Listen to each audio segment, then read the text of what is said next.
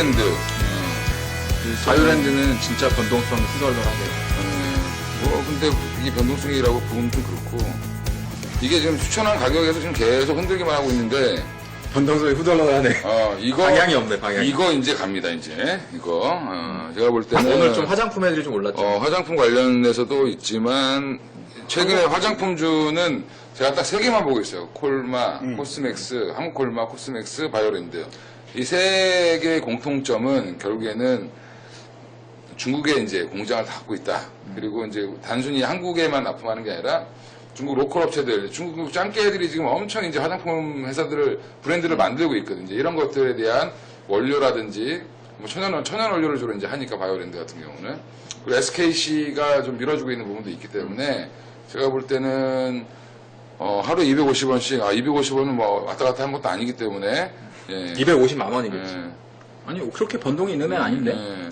그리고 바이오랜드 지금 거래량이 터져야 돼요. 거래량이 좀 한 50만 주에서 100만 주 가까이 터지면서 올라가면 가끔가다 이렇게 양봉을 한 번씩 이렇게 크게 내주는 그런 형태의 매매가 주로 많이 이루어지기 때문에 좀 추세는 좀 좋아지고 있다라고 보시면 될 것 같고, 그리고 에스텍 파마 같은 경우는 지금 잘 치고 올라가다가 추천하고 이제 바로 올라갔다가 지금 좀 많이 조정을 받았는데 아마 그때 바로 사셨던 분들은 뭐 지금 한 4, 5% 많아야 뭐 4, 5% 정도 수익이 나셨을 거예요. 근데 만약에 안 파셨다면 이게 31,650원까지 갔다가 밀렸는데 이게 밀린 이유가 이제 BW 상장권 때문에 밀렸다고 보시면 됩니다. 그래서 내일 상장이 되는데 이미 한 이틀 전부터 좀 매도할 수 있었기 때문에 그 매도 물량을 좀 소화시키는 과정이다라고 보시면 될 것 같고, 다행히 한 28,000원만 가면 계속 밑으로만 많이 빠지면 조금 계속 올라와요. 그래서 그닥 나빠 보이지 않습니다. 그리고 어차피 좀 비보전에 대한 관심도 여전히 좀 있기 때문에 뭐 저는 이것도 주봉으로 보면 굉장히 꾸준하게 올라오고 있는 상태이기 때문에 뭐 추세는 여전히 죽지 않았다. 요즘에 하도 뭐 급등하는 게 많으니까 조금 뭐 상대적으로 박탈감을 느낄 수 있겠지만 그래도 추세는 살아있는 종목이라 여전히 목표가 33,000원 정도, 1차 목표가 정도, 그 정도는 유지하고 있습니다. 지난번에 했던 것 중에서 뭐 변화를 일으키거나 할 건 없나요? 네. 다 그냥 지금에도 사야 돼, 다.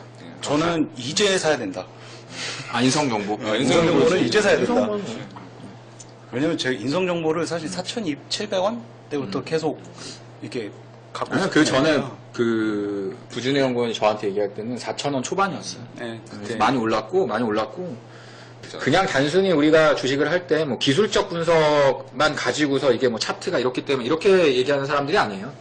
정말 뭐 실적이라던가 기업에 대한 어떤 성장성 이런 것들을 다 직접 공부하고 찾아가지고 또 여러분들한테 재능 기부, 지식 기부를 하는 어떤 회의를 진행하는 거기 때문에 오늘 구준의 정보원이 준비한 종목은 뭡니까?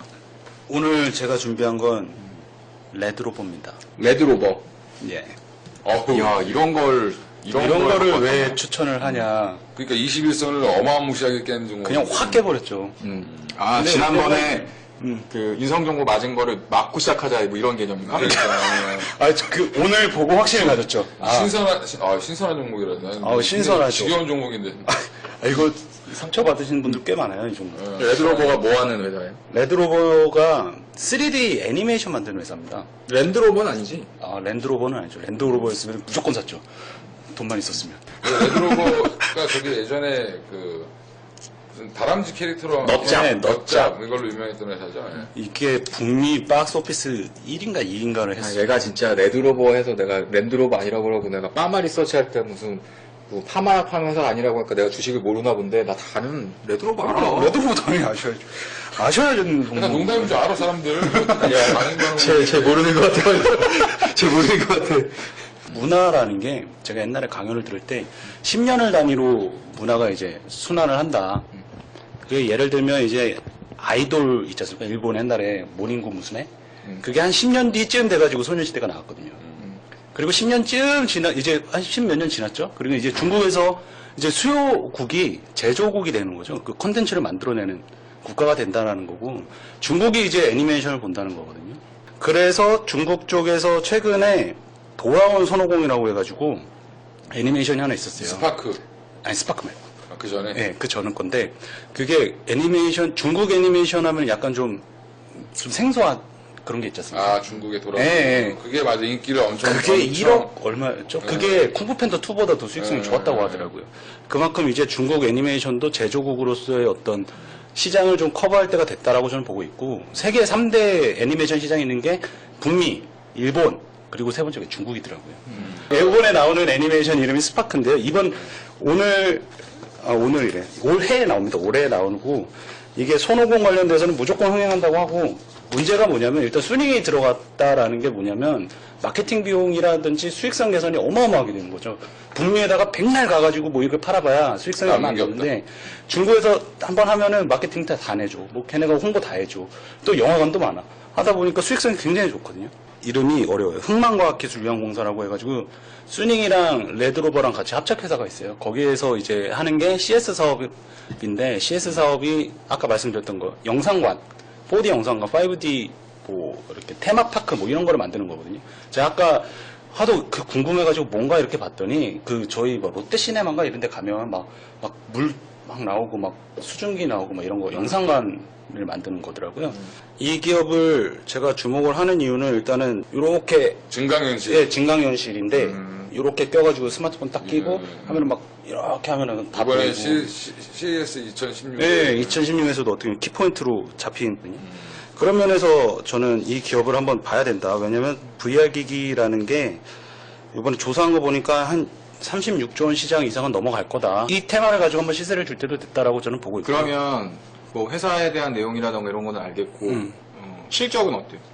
지금 실적이 그렇게 좋은 편은 아닙니다. 3분기에 나온 게 매출이 300억, 영업 손실이 20억에다가 50억 단기 순손실이고요. 근데 개별로 보면은 이제 흑자가 전환을 했고요. 오늘 빠진 거는 사실 루머가 좀 돈 게 있습니다. 레드로버 관련해가지고 루머가 돈 게 스파크라고 아까 말씀드렸던 그 서유기 관련된 애니메이션이 이게 내년으로 개봉 시기가 너무 늦춰지는 거 아니냐. 뭐 이런 올해 얘기가 지금 1월 달밖에 안 지났는데 벌써 예, 뭐 벌써 막 그런 얘기가 나오더라고요. 뭐 내년으로 미쳐지는 거 아니냐. 루머가 잘못된 거 아니야? 작년에 나왔던 루머가 올해 돈 거 아니야? 그럴 수도 있고요.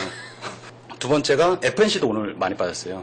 그럼 FNC도 수닝이 이번에 인수를 하면서 이슈가 크게 됐죠. 근데 엄청 두드러 맞았거든요. 그러니까 수닝이 연결돼 있어가지고 수닝이랑 이게 문제가 있는 게 아니냐라고 해가지고 했는데 확인해 본 결과 그런 내용 없고요. 뭐 회사에서도 특별히 뭐 이야기를 해줄 수 있는 내용이 없고 그냥 단기적인 뭐 루머로 한번 빠진 것 같다라고 얘기를 해주더라고요.